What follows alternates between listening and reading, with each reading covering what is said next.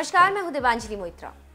बंगाल की राजनीति में 3 फरवरी 2019 की तारीख ने अपना इतिहास में नाम दर्ज करा लिया, क्योंकि जब जब ममता और मोदी के रिश्तों को लेकर और बीजेपी तृणमूल की बात होगी, तब तब इस तारीख को याद किया जाएगा।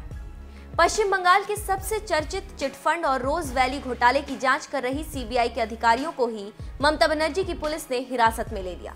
वहीं बीजेपी का दावा है कि प्रधानमंत्री की रैली में उमड़ी भीड़ से डरकर मुख्यमंत्री ममता बनर्जी परेशान हो गई हैं।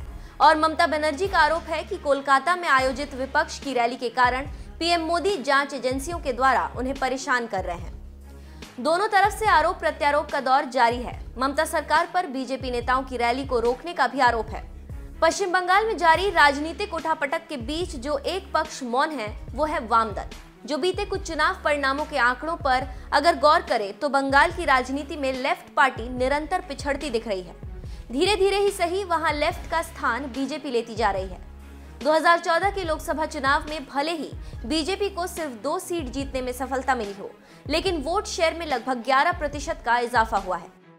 ये परिवर्तन 2016 में हुए विधानसभा चुनाव में भी देखने को मिला। वहीं बंगाल में पिछले साल ग्राम पंचायत का चुनाव संपन्न हुआ, जहां पर काफी हिंसा देखने को मिली और कुल 31,457 सीटों के लिए वोट डाले गए थे। इनमें से टीएमसी ने 21,110 और बीजेपी ने 5,747 सीटों पर जीत हासिल की थी और वाम मोर्चा को 1,708 सीटों के साथ तीसरे स्थान पर रही थी।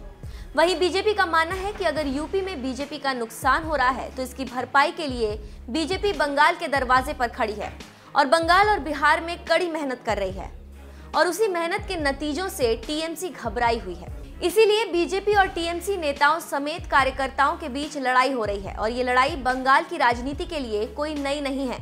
इससे पहले वाम मोर्चा की सत्ता उखाड़ने के लिए ममता बनर्जी ने भी खूब खूनी संघर्ष किया और आपको याद भी होगा कि सिंगूर और नंदीग्राम, जहां पर ममता बनर्जी ने सीपीएम के खिलाफ राजनीति का अखाड़ा बना दिया।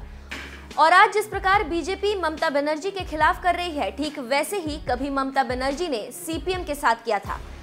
कहा जाता है कि वक्त किसी का नहीं होता, आज आपके साथ कल किसी दूसरे के साथ, और बंगाल में यही हो रहा है। 30 साल से सत्ता चला रही सीपीएम को ममता बनर्जी ने सिंगूर और नंदीग्राम मामले से उखाड़ फेंका और ठीक 10 साल बाद बीजेपी चिटफंड घोटाले से और अपनी मेहनत से बंगाल से ममता बनर्जी को उखाड़ने में लगी है। अब देखना दिलचस्प होगा कि क्या बीजेपी ममता बनर्जी को उखाड़ पाती है या नहीं।